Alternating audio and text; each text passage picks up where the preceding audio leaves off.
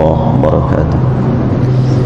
Alhamdulillah rabbil alamin, wassalatu wassalamu ala asyrafil mursalin Muhammadin wa ala alihi wa ashabihi wa man ittaba'ahu ila yaumiddin. Allahumma rabbi adkhilni mudkhala sidqin wa akhrijni mukhraja sidq waj'alni min ladunka sultanan nasira. Maha suci Allah subhanahu wa ta'ala yang kembali mempertemukan kita untuk rukuk sujud dan dilanjutkan dengan mengkaji ayat-ayat suci.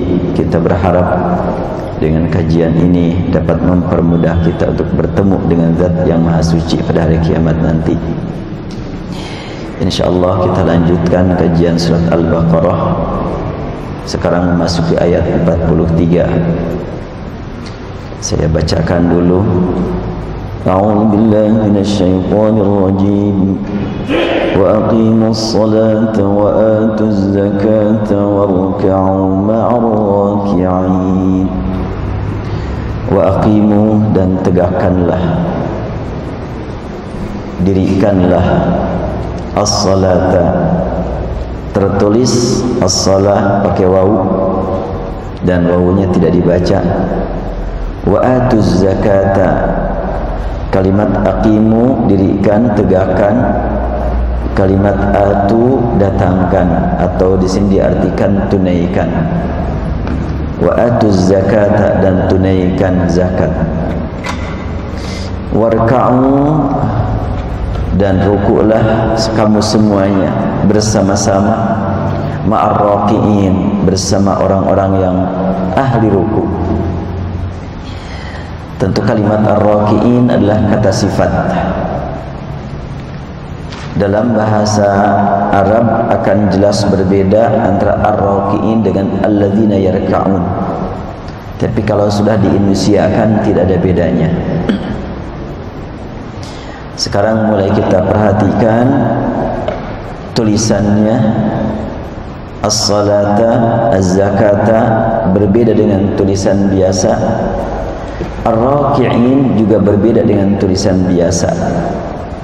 Ar-raki'in roknya dibaca panjang tapi tanpa huruf alif. Kata kerja dari lafaz as-salah adalah shalla yusalli. Itu kata kerjanya. Masdar yang umum dari kata kerja ini bukan as-salah tapi tasliyah. Shalla yusalli tasliyah. Seperti robba yurabbi tarbiyah, masjidnya al-murabbi. Ya, al-murabbi itu yang senantiasa mendidik, membina. Pendidikan tarbiyah. Kata kerjanya robba yurabbi. Namun kata tasliyah tidak dapat diartikan ibadah sholat, meski kata kerjanya atau fiilnya sama, yaitu shalla yusalli. Sebab tasliyah memiliki makna lain yang tidak berhubungan dengan makna sholat, yaitu bermakna masuk. Jadi dalam bahasa Arab ada kata-kata yang tepat tapi tidak digunakan. Susunan formulasi kata itu memang dari sholat yusalli tasliyah, tapi tasliyah tidak dipakai. Yang dipakai adalah as-salah. Ini memberi makna bahwa as-salah ini merupakan suatu pekerjaan yang khas, yang tidak bisa diukur dengan pekerjaan-pekerjaan yang lain. Karena di dalam sholat ada pekerjaan fikiran, ada pekerjaan qalbu, ada pekerjaan fisik. Oleh karena itu sebutannya pun diistimewakan dari sebutan yang biasa dikenal.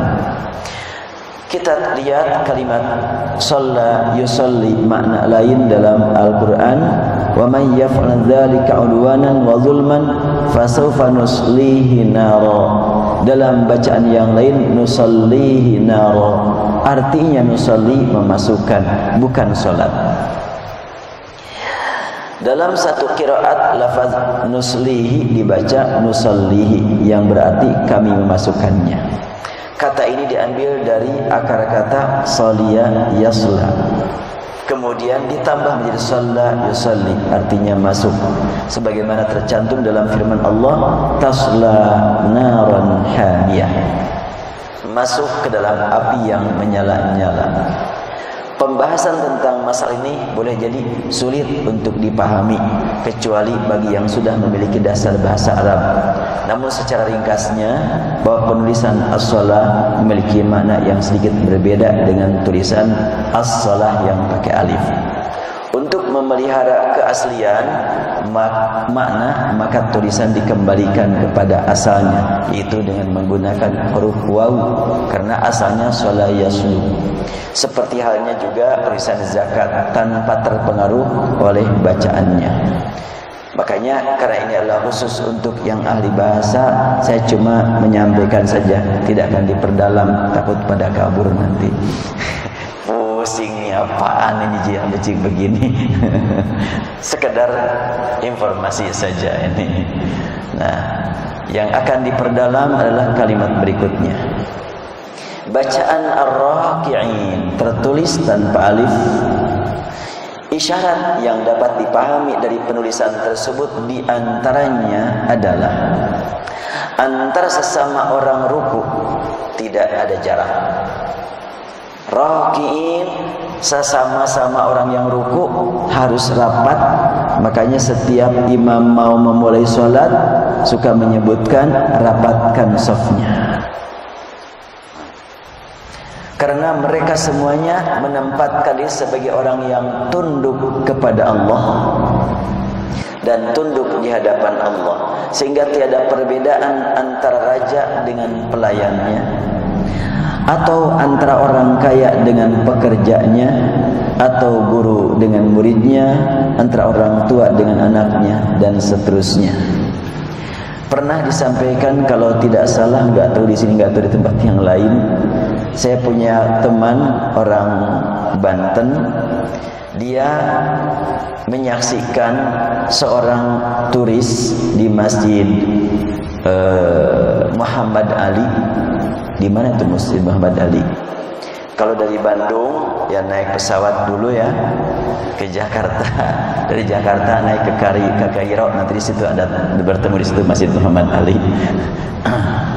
Di Masjid Muhammad Ali ini sering dijadikan sebagai masjid turis. Ya, kalau di kita mah kayak masjid pada larang lah gitu ya. Banyak sekali turis ke situ.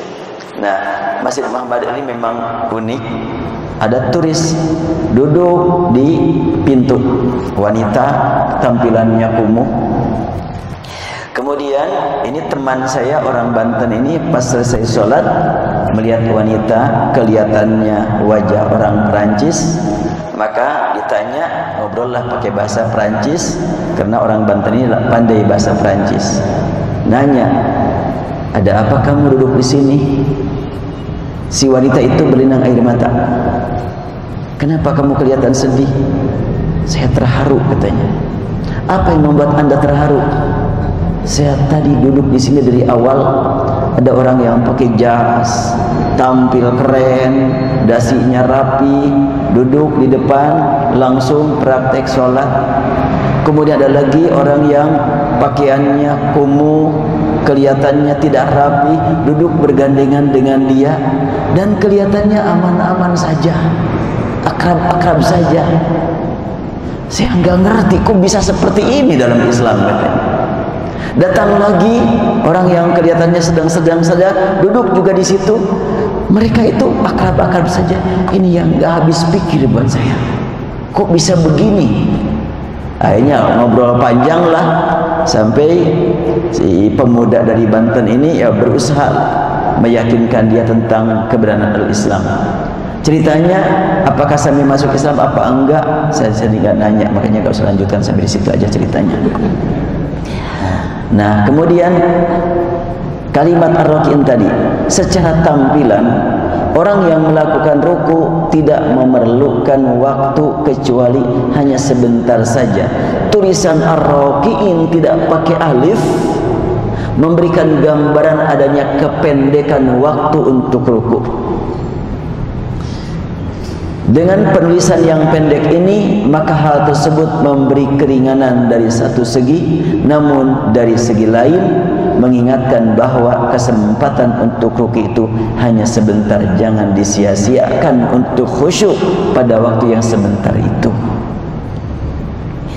Secara maknawi, ruku yang merupakan sifat seorang hamba hendaklah terpelihara selamanya. Kalimat ar-raki'in itu kata sifat. Jadi bukan merupakan suatu perbuatan ar-raki'in itu. Beda dengan yarka'un. Kalau yarka'un kata kerja, kalau raki'un kata sifat. Kalau sudah diinisiakan susah dibedakan. Seperti amanu dengan mukminun, sama saja bahasa Indonesianya. Padahal kalau kita menjiwai kata demi kata, memperhatikan formulasi kata dalam bahasa Arab, sungguh luar biasa. Bahasa Quran itu tidak bisa disamakan dengan bahasa Arab biasa. Nah, kalimat ar-raki'un adalah kata sifat. Karena itu formulasi kata terlihat dengan bentuk sifat yang tidak pernah tertinggal dimanapun mereka berada dan kemanapun mereka pergi, tetap sebagai orang ruku. Lagi jualan di pasar, dia sebagai orang yang ruku kepada Allah. Lagi di depan komputer, dia tetap sebagai orang yang ruku kepada Allah. Artinya bagaimana? Kalau dalam ruku kita selalu mengagungkan Allah, maka dimanapun kita berada yang diagungkan hanya Allah. Kalau begitu, tak pernah orang yang ahli ruku merasa ada kebanggaan diri. Setiap kali ada sesuatu yang memang diketahui orang, ini keistimewaan pada diri saya, ketika itu juga dia langsung menghadap kepada Allah, bertasbih kepada Allah. Makanya seorang sahabat ketika disanjung, antara lain Umar bin Khattab, pernah ada yang mengagumi dia dengan berkata, "Ya Umar, lau anna an-nasa dakhalun nar illa wahidan la antal wahid." Wahai Umar, rasanya melihat engkau ini aku sungguh sangat luar biasa. Apanya yang kau lihat luar biasa dari aku? Aku bisa berkata, sekiranya semua orang masuk neraka kecuali satu, aku yakin engkaulah yang satu itu. Saking kagumnya. Umar mendengar kalimat itu, dia langsung gemetar, tunduk, keluar air mata, dan dia berkata, "Wallahi, lau anna an-nasa dakhalu jannata illa wahidan la ana al-wahid." Demi Allah, sekiranya semua manusia masuk surga kecuali satu, akulah yang dikecualikan ini. Luar biasa ya. Kenapa? Itulah makna dari ahli ruku. Dia hanya mengagungkan Allah. Kalau memang aku dikatakan orang yang baik, maka orang yang baik akan berkata, saya lihat salah seorang ahli ibadah menulis berbentuk syair, dia menyatakan, yadhunnun nasu bi khairan fa inni la syarrun nas illam ta'fu anni. Banyak orang mengira aku sebagai orang baik. Ya Allah, sekiranya tidak engkau ampuni dosaku, sungguh aku adalah seburuk-buruk manusia. Ini adalah sentuhan ruhiyah ya. Orang-orang ahli ibadah seperti itu. Itulah ahli ruku. Yadhunnun nasu bi khairan fa inni la syarrun nas illam ta'fu anni. Itu bahasa syair. Orang mengira aku adalah khairan, orang baik. Sekiranya tidak kau maafkan aku, sungguh aku adalah merupakan manusia yang terburuk. Ya, kita lanjutkan. Artinya pergerakan fisik untuk ruku sangat terbatas waktunya. Namun demikian sifat tunduk yang dilukiskan dengan kata ruku pada saat melakukan sholat hendaklah senantiasa terpelihara di dalam dan di luar sholat. Itulah kata ar-raki'in. Kenapa tulisannya dengan bentuk kata sifat? Berarti kalau kita ruku hanya waktu sholat, belum menjadi orang yang tergolong ar-raki'in, baru tergolong kepada alladzina yarka'un, belum ar-raki'in. Ar-raki'in kata sifat, alladzina yarka'un kata kerja.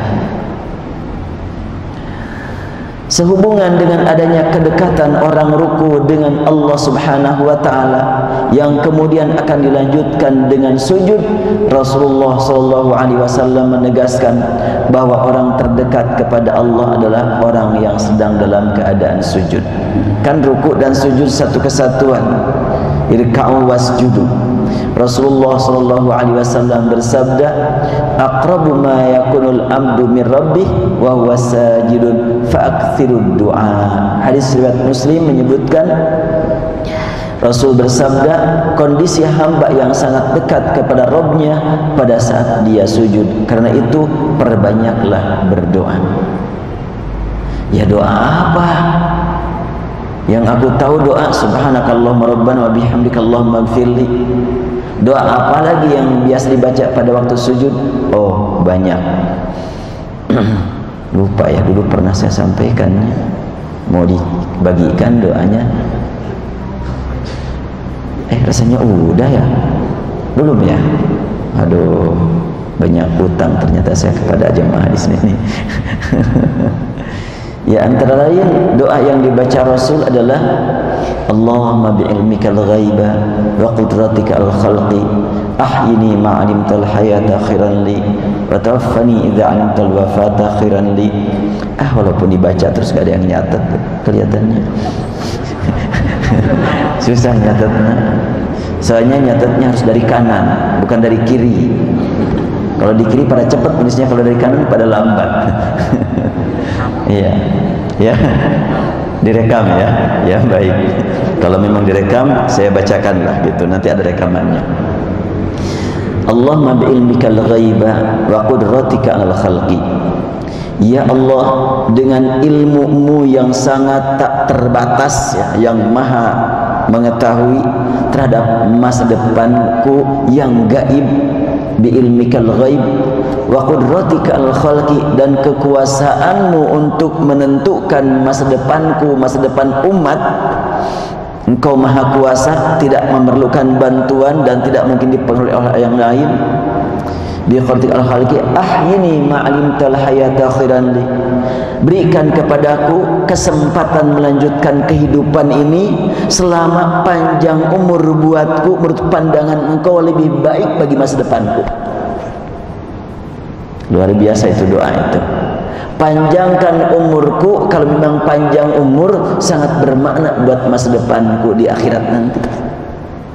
Wa ahyini ma'alimtal hayata khairan wa tawaffani idza 'alimtal wafata khairan li. Dan wafatkan aku manakala Engkau lihat wafat buatku lebih baik bagi masa depan setelah wafatku. Tentunya bagi orang yang mungkin tidak mendalam akidahnya, gak mau saya diwafatkan sekarang, bisa begitu kan? Tapi bagi yang sudah kuat imannya, kuat akidahnya, yang penting saya mendapatkan husnul khatimah, betul-betul tawakal, berserah diri kepada Allah. Itu awal doa. Kemudian lanjutan doa, idza alimta wafata khalani wa Allahumma inni as'aluka khasyataka fil ghaibi wasyahada. Ya Allah, aku mohon padamu agar Engkau berikan padaku rasa takut padamu setiap saat dimanapun aku berada.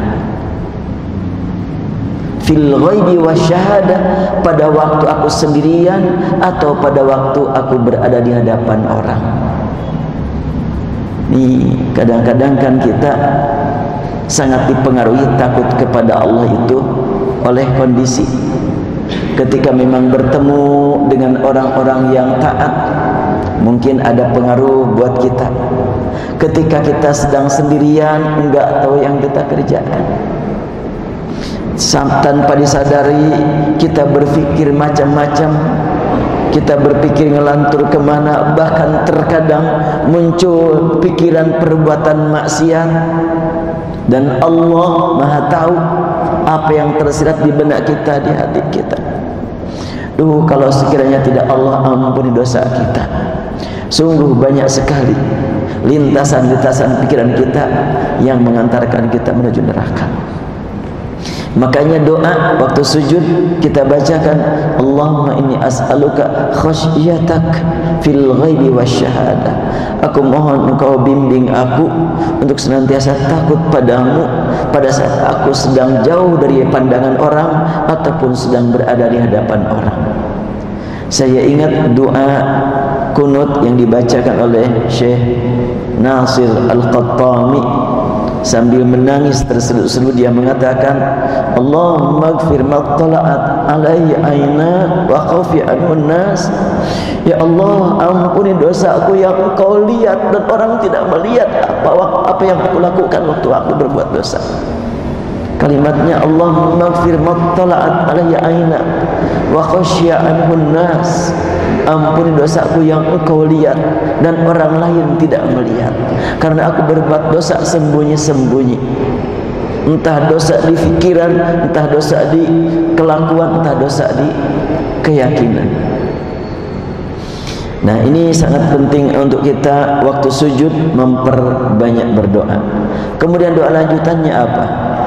Allahumma inni as'aluka kalimatal ikhlas fi ridha wal ghadab. Ya Allah, berilah aku nikmat ikhlas setiap saat, pada saat rileks, senang, ataupun pada saat marah. Jadi ada marah karena Allah, ada senang karena Allah. Kayak apa marah karena Allah? Marah atas perbuatan maksiat, perbuatan munkar, tapi belum tentu orang yang berbuat maksiatnya dimarahi. Sebab kalau sekiranya kita memarahi orang yang berbuat maksiat, apakah akan dia tinggalkan kemaksiatan itu atau malah nambah kemaksiatan? Di samping dia berbuat maksiat atas dorongan nafsu dia sendiri, ditambah lagi dengan berbuat maksiat atas kemarahan kita, tambah maksiatnya. Makanya Rasul sendiri pilih-pilih siapa yang layak dimarahi dan siapa yang tidak layak dimarahi. Ada orang yang buang air kencing di masjid, ada sahabat yang memarahi, Rasulullah dilarang. Ini kalau dimarahi bukan menjadi baik, malah menjadi buruk. Tapi ada seorang sahabat, Khabbab bin Arad, ketika dia mengeluh kepada Rasulullah atas derita yang dia terima, ada siksaan yang dia derita yang dilakukan oleh majikannya, Khabbab berkata, ya Rasulullah, ala tastansiru lana. Wahai Rasulullah, apakah belum tiba saatnya untuk berdoa buat kepentingan aku, kepentingan kami, agar tidak menderita terus? Rasulullah tampil marah. Kamu ini terburu-buru, tergesa-gesa. Orang lain digergaji, enggak cengeng kayak kamu. Digergaji badannya, enggak cengeng kayak kamu. Karena Khabbab ini sudah kuat imannya. Ketika dia mengeluh begitu, diharapkan tambah kuat imannya, siap menghadapi berbagai tantangan, dan ternyata berhasil.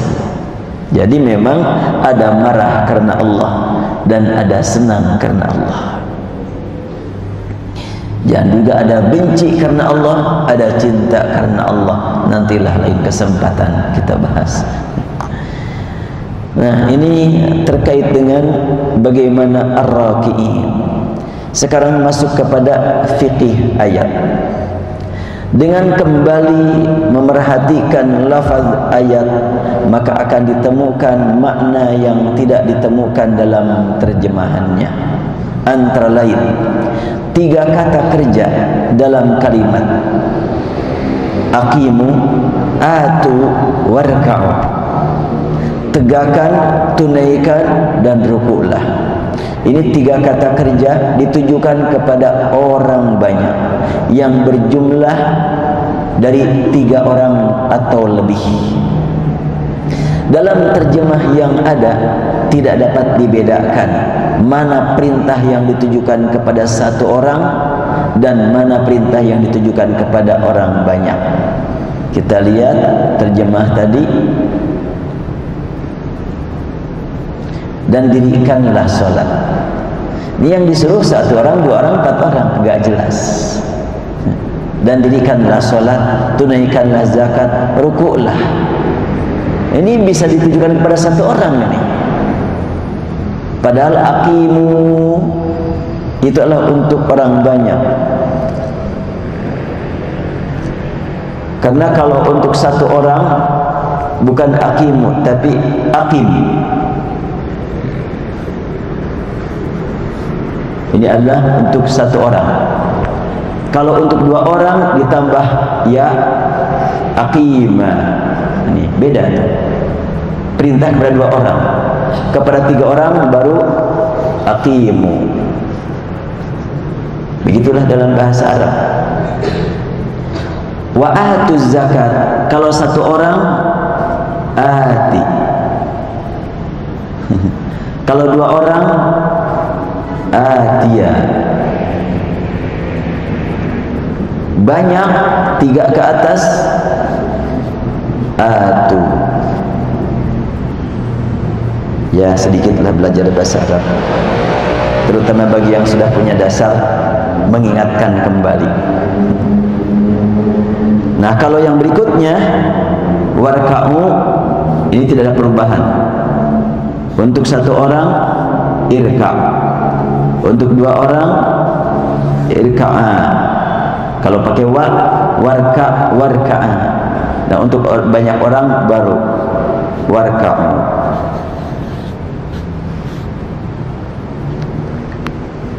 Berarti kalau terjemahannya cuma dirikanlah, tunaikanlah, rukuklah, enggak jelas perintah ini. Dan apabila ditujukan kepada seorang, itu berbeda dengan ditujukan kepada orang banyak secara maknawi.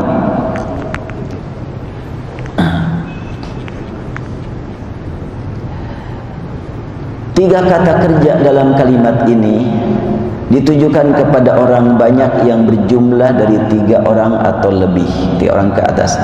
Dalam terjemah yang ada tidak dapat dibedakan mana perintah yang ditujukan kepada satu orang dan mana perintah yang ditujukan kepada orang banyak. Dengan memerintahkan, dengan memperhatikan lafaz aslinya, maka perintah tersebut dapat dipahami dengan jelas adanya perintah ditujukan kepada orang banyak. Artinya sholatlah berjamaah ya. Adalah sangat penting untuk mendapatkan perhatian perintah berjamaah. Orang-orang yang suka melaksanakan sholat berjamaah senantiasa melihat kondisi saudara-saudaranya yang lemah, lingkungannya yang menuntut kerjasama dalam pembangunan fisik dan mental, serta kondisi lainnya yang menuntut semua pihak untuk saling menolong dalam kebaikan. Hal ini akan mengingatkan pentingnya menunaikan kewajiban mengeluarkan zakat. Jadi kalau orang sudah terbiasa sholat berjamaah dan menjiwai sholat berjamaah, bertemu di kanan saya orang terkaya, di kiri saya orang termiskin, dan saya tertengah, duduknya di tengah kan gitu. Dalam hati berkata, ini orang kaya, bagaimana cara penyaluran hartanya? Kasihan kalau dia tidak menyalurkan harta dengan benar. Dan ini adalah saluran benar. Maka langsung dia berjuang mengingatkan orang kaya untuk menyalurkan hartanya kepada orang miskin. Kehidupan berjamaah sholat juga bisa melihat kondisi jamaah di belakang, di depan, dan ada kesetaraan di saat menghadap kepada Allah. Waktu ruku, waktu sujud, hanya imam yang tidak dibelakangi. Karena imam terdepan, semua ada di belakang, lebih belakang lagi, lebih belakang lagi. Oleh karena itu, secara hukum sosial orang yang terdepan adalah yang lebih mulia, maka dalam sholat saf pertama lebih mulia daripada saf kedua, ketiga untuk saf laki-laki saja. Apabila memang saf itu ada laki-laki, ada perempuan, maka perempuan tentunya saf yang paling belakang disebut paling mulia. Tetapi kalau saf perempuan semuanya kembali kepada asal. Saf pertama tentunya yang paling utama, imamnya perempuan, jamaahnya semuanya perempuan, kembali kepada asal. Kenapa waktu ada laki-laki ada perempuan, saf pertama saf terbelakang lebih mulia? Itu manakala kondisi memang tidak ada sekat seperti ini nih, demi menjaga keamanan. Tapi kalau ada sekat mungkin babnya lain lagi. Wallahu alam, tidak sampai pembahasan sejauh itu.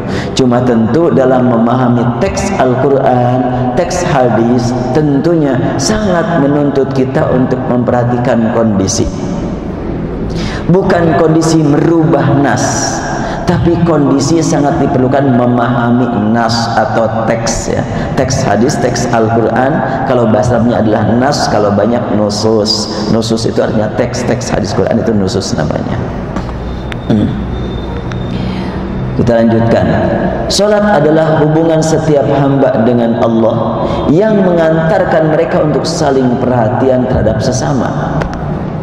Jadi itu sebetulnya, ya, kalimat warka'u wasjudu wa aqimu sampai dengan bentuk banyak memberi makna bahwa praktek ibadah yang benar yang dilakukan seorang hamba pasti akan bermakna buat kepentingan komunikasi sosial.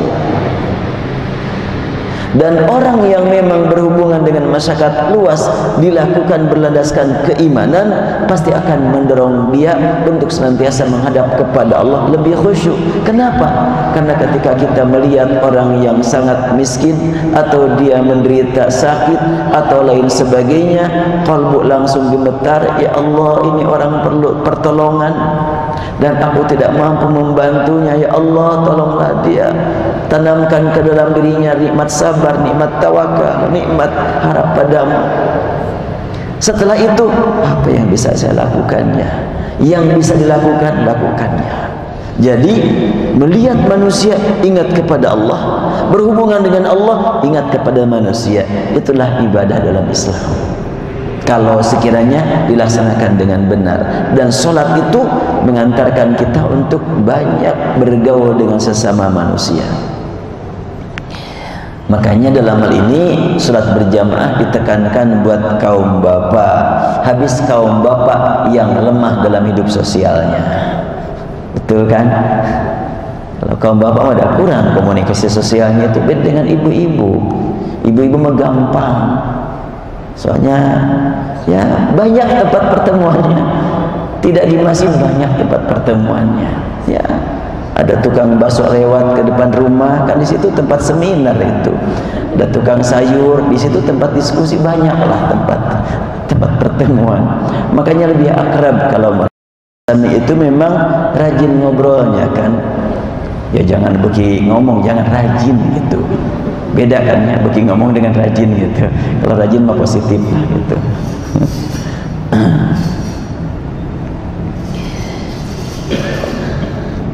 Dan zakat adalah komunikasi sosial yang akan bermakna sesuai harapan jika ditunaikan dengan niat hanya mencari ridha Allah.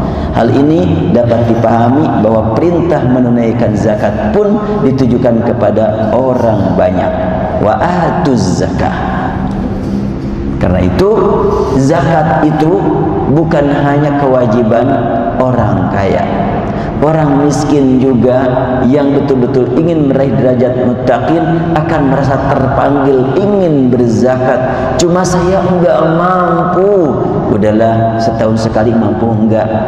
Bisa gitu? Iya, zakat fitrah. Itu adalah merupakan tanda khas umat Islam. Kehidupan umat Islam pada saat sholat berjamaah telah menanamkan rasa iri, ya. Para tokoh agama lain, rasa iri, ya, bukan rasa ini, ya.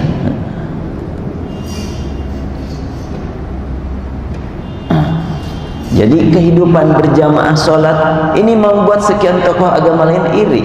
Gimana bisa orang Islam bertemu setiap hari sampai beberapa kali kumpul di tempat ibadah? Mereka mengumpulkan seminggu sekali aja. Yang datang ya orang-orang tertentu. Itu diakui itu oleh agama lain itu. Seminggu sekali aja susah mereka. Padahal di tempatnya juga duduk di kursi lagi. Enggak kayak kita ada ibadah sujud ruku. Ini kalau dipelihara dan dijiwai salat berjamaah ini sebetulnya membuat sekian banyak agama yang lain akan putus asa untuk menyebarkan agama mereka di tengah-tengah kaum muslimin. Kalau salat berjamaah dipelihara, makanya sekarang kita hidupkan salat berjamaah di mana-mana. Ini adalah merupakan benteng yang paling kuat untuk menjaga stabilitas keislaman masyarakat kita. Umat Islam tampil kompak mengikuti imam meski mereka tidak mengenal siapa sebenarnya yang menjadi imam mereka. Kalau di sini sih udah kenal, ini Syekh Yasin gitu kan. Coba kalau kita sholat di Masjidil Haram, di Masjid Pusdai umpamanya, di Masjid Agung, kita sholat di sana. Siapa imam kita? Nggak pernah nanya dulu, sholat aja terus. Lebih lagi kalau di Masjidil Haram. Dan sekarang ini padat terus nih yang umroh ini. Setiap hari yang berjamaah puluhan ribu, ratusan ribu. Berapa orang dari jamaah yang tahu siapa imamnya? Mungkin yang tahu cuma orang-orang terdekat saja. Bahkan hanya sekedar tahu mungkin gampang, lihatlah di televisi siapa namanya. Tapi kenal enggak? Yang namanya kenal itu tidak hanya saya kenal dia, dia juga harus kenal saya, kan baru kenal kan? Nah, kita kenal sih, ini adalah suara saya sudah kenal Anda enggak? Enggak. Nah, tapi kita ketika dia mengatakan Allahu Akbar, kita ikut. Ketika dia mengatakan Sami Allahu liman hamidah, kita ikut semuanya. Ini yang tidak bisa ditiru oleh agama lain. Salat berjamaah adalah dapat dijadikan sebagai bantahan terhadap orang-orang yang suka memfitnah dengan mengatakan bahwa umat Islam pecah belah dan suka berperang antara sesama mereka. Adakah agama lain yang mampu mengumpulkan umatnya setiap hari dengan tampil tunduk menghadap ke arah yang sama, dengan gerakan yang sama, serta tunduk di hadapan Zat yang Maha Agung? Gerakannya sama, segala-galanya sama. Ada agama lain? Enggak ada. Inilah luar biasa. Makanya kalimat aqimu jangan asal diartikan, tetapi aqimu, hendaklah kamu semuanya menegakkan sholat. Aqimu sholat wa atu zakat, hendaklah kamu semuanya menunaikan zakat. Warka'u, hendaklah kamu semuanya ruku. Silakanlah jamaah Masjid Al-Murabi bikin terjemah baru. Salat berjamaah juga membuat benteng penjagaan akidah dan akhlak umat yang senantiasa menghadapi tantangan dengan berupa fitnah, termasuk fitnah yang diarahkan kepada para imam di masjid-masjid besar, ya. Kan kalau imam-imam Masjidil Haram suka difitnah, Wahabi sesat. Silahkan ngomong Wahabi sesat, Wahabi sesat. Buktinya jamaahnya semakin banyak, bagaimana itu? Yang mengagumi para imam Masjidil Haram semakin banyak. Dan ternyata sekarang ini para imam banyak sekali yang suaranya bagus lagi di Masjidil Haram itu. Syekh Bandar Balila, kemudian Syekh Abdullah Al-Juhani, kemudian Syekh Khalid Al-Ghamidi, sangat luar biasa mereka. Rasanya satu rakaat mau 2 halaman, 3 halaman, 4 halaman dinikmati betul oleh para makmum itu. Sehingga kalau umpamanya imam cuma membaca 2 halaman, rasanya duh kok berhenti, lagi enak-enak, rasanya begitu tuh. Lebih lagi sekarang Raja Saudi ini lebih dekat pada Islamnya dibanding dengan raja sebelumnya. Raja Salman ini adalah satu-satunya pangeran sebelum diangkat raja, satu-satunya pangeran yang tidak mendukung kudeta di Mesir. Yang lain mendukung semuanya, dia satu-satunya yang berbeda. Makanya kemarin sewaktu penguasa yang paling diagung-agungkan di dunia, yaitu Kang Obama, datang ke Saudi, disambutlah oleh Raja Salman, dipersilakan di tempat, dipersilakan untuk duduk, terdengar azan, langsung dia berkata, saya mohon izin mau sholat dulu. Ditinggal itu Barack Obama. Tampil Raja Salman, aku lebih perhatian perintah Allah daripada menyambut tamu. Ya, kita lanjutkan. Lanjutkan ya. Ya, 1/4 jam lagi dah. Karena ini juga mau mati nih listriknya, apa ini? Lupa nggak dibawa kabel nih. Tinggal sedikit lagi. Salat berjamaah senantiasa membuat letih para penyebar berita dusta yang berusaha mencemarkan nama baik Islam, kesucian Al-Quran, kesolehan para sahabat Nabi, dan kesucian orang-orang yang dekat dengan Nabi Muhammad. Mereka terus melakukan adu domba antara sesama umat Islam, namun dengan salat berjamaah maka adu domba tersebut tidak akan berpengaruh kecuali membuat para pelakunya semakin kecewa. Di adu domba kok bisa bertemu ya? Biar perang satu negara dengan negara yang lain, pas umpamanya waktu ibadat haji bertemu di situ sama-sama lagi. Ini membuat orang luar itu sudah capek itu melakukan adu dombanya itu. Dengan terlaksananya salat berjamaah, saya nggak ada apa? Oh iya, azan dulu ya. Kalau nggak azan sih, kedengaran dari luar. Kok jam 8 ada? Azan dulu.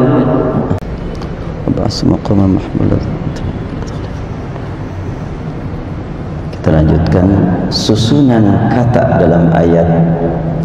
Pertama, perintah menegakkan sholat, dilanjutkan dengan menunaikan zakat, diakhiri ditutup dengan kalimat warka'u ma'ar-raki'in. Bukankah sholat itu berisi ruku? Apakah tidak cukup dengan kalimat aqimus shalah wa atuz zakah? Gak usah pakai perintah ruku. Ini sangat penting untuk kita kaji ya. Tegaknya sholat mengantarkan semua manusia menghadap kepada Allah yang bermakna buat kepentingan umat. Karena sudah tahu ada kewajiban terhadap umat, maka terpanggil untuk menyuruhkan zakat. Oleh karena itu, setelahnya aqimus shalah dilanjutkan dengan wa atuz zakah. Bila sudah terwujud hubungan dengan Allah tepat sehingga bermakna buat umat, dan terwujud komunikasi sosial dengan tepat sehingga senantiasa berhubungan dengan Allah, maka otomatis dalam kehidupan sehari-harinya mereka tidak tunduk selain hanya kepada Allah. Itulah warka'u ma'ar-raki'in, tunduk selamanya di setiap kondisi.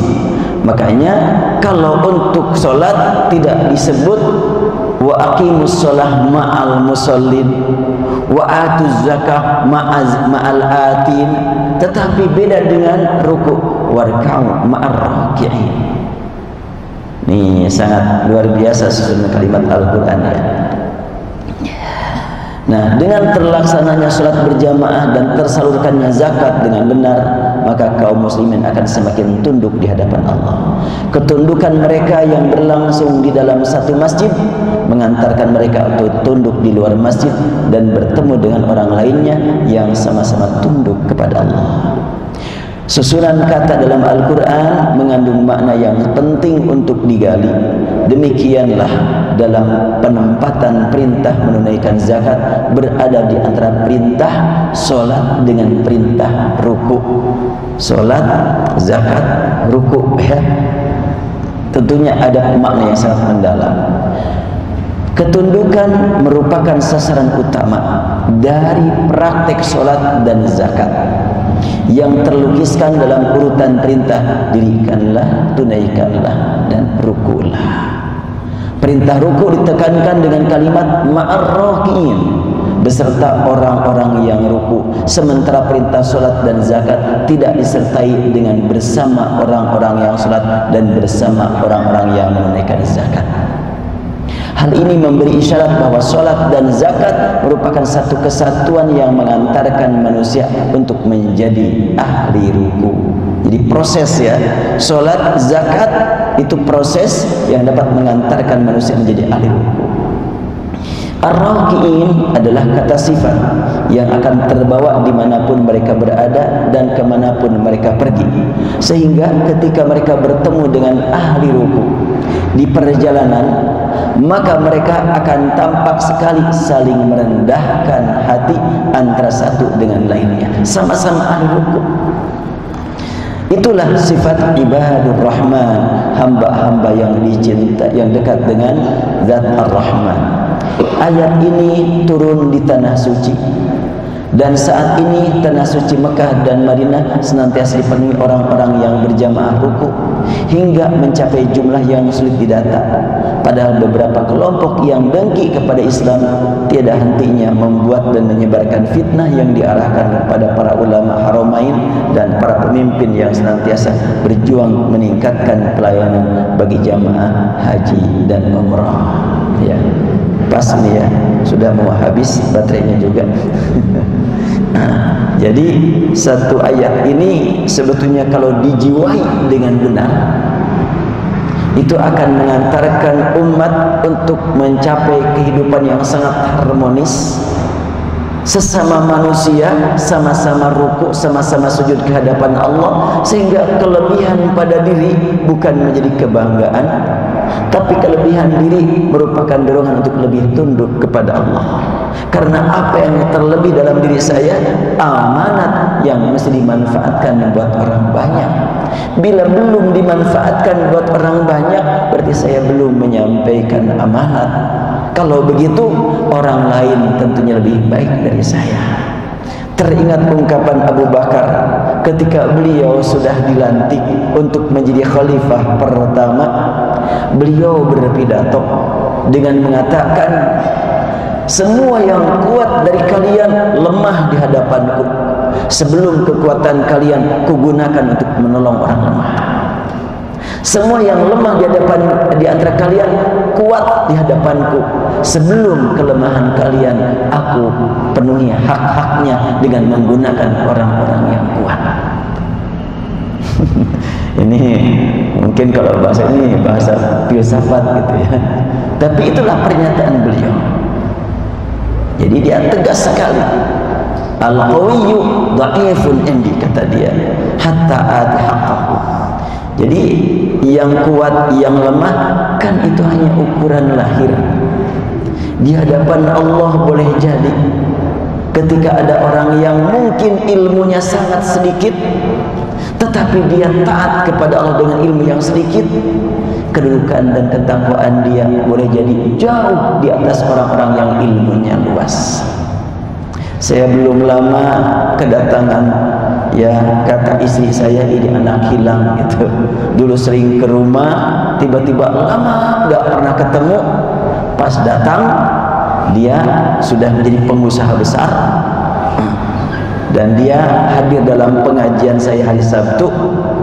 Selesai pengajian, dia langsung mendekat kepada saya. Ustaz, bagaimana kalau kita bikin radio? Pengajian seperti ini harus didengar oleh orang banyak. Ya, kalau ada dananya kita bikin.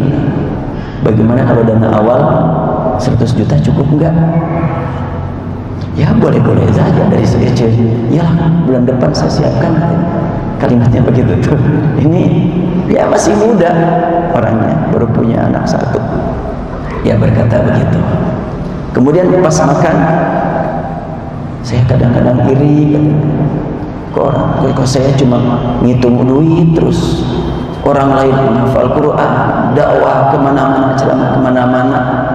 Saya bilang pada dia, dengan Anda sibuk cari dana dan dana Anda digunakan untuk pembangunan pesantren, untuk dakwah, berarti Anda nanti akan mendapatkan nilai dari 3 pos.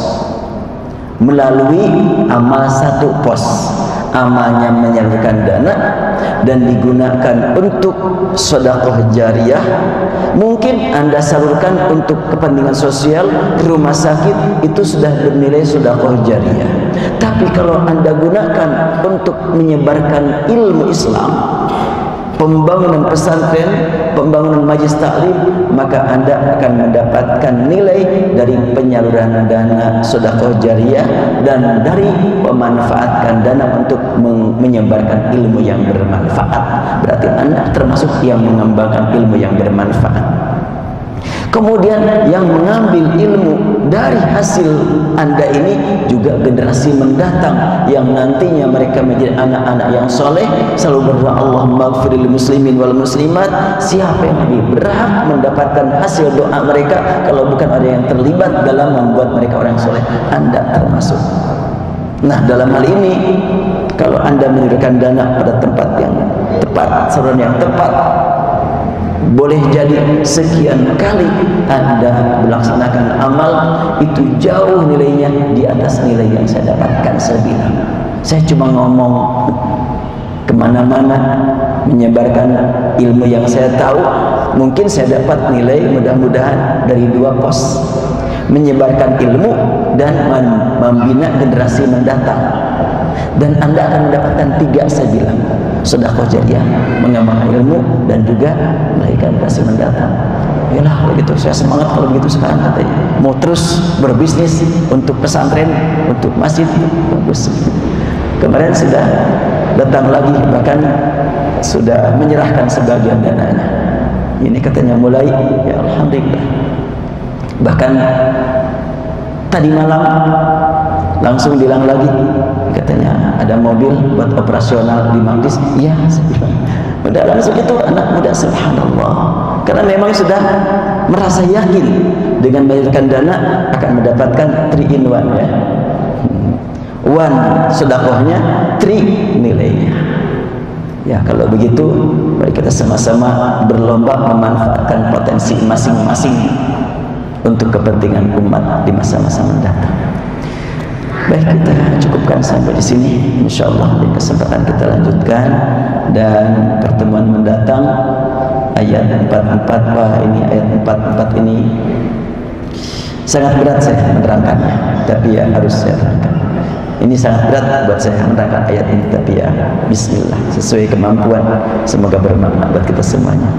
Subhanakallah bihamdik, nasyhadu an la ilaha illa anta, nastaghfiruka wa natubu ilaik. Allahumma ya rabbana lakal hamdu kama yanbaghi li jalali wajhika wa 'azimi sultanik. Allahumma tsabbit qulubana ala dinik wa ala ta'atik.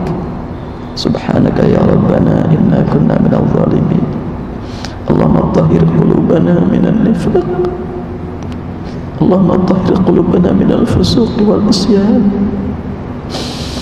Allahumma rabbana ya rahman ya rahim, iqsim lana min khashyatik ma yahulu bainana wa baina ma'asik, wa min ta'atika ma tuballighuna bihi jannatak, wa min al-yaqini ma tuhawwinu bihi 'alaina masarib ad-dunya. Allahumma matti'na bi asma'ina wa absarina wa quwwatina ma ahyaytana. Allahumma ij'al waritha minna. Allahumma ij'al tharana 'ala man zalamana وانصرنا على من آذانا. اللهم لا تجعل مصيبتنا في ديننا. اللهم لا تجعل مصيبتنا في ديننا. اللهم لا تجعل مصيبتنا في ديننا ولا تجعل الدنيا أكبر همنا ولا مبلغ علمنا. اللهم لا تسلط علينا من لا يخافك ولا يرحمنا برحمتك يا أرحم الراحمين. وصلى الله على محمد عبدك ورسولك النبي الأمي وعلى آله وصحبه وسلم. الحمد لله رب العالمين. Assalamualaikum warahmatullahi wabarakatuh.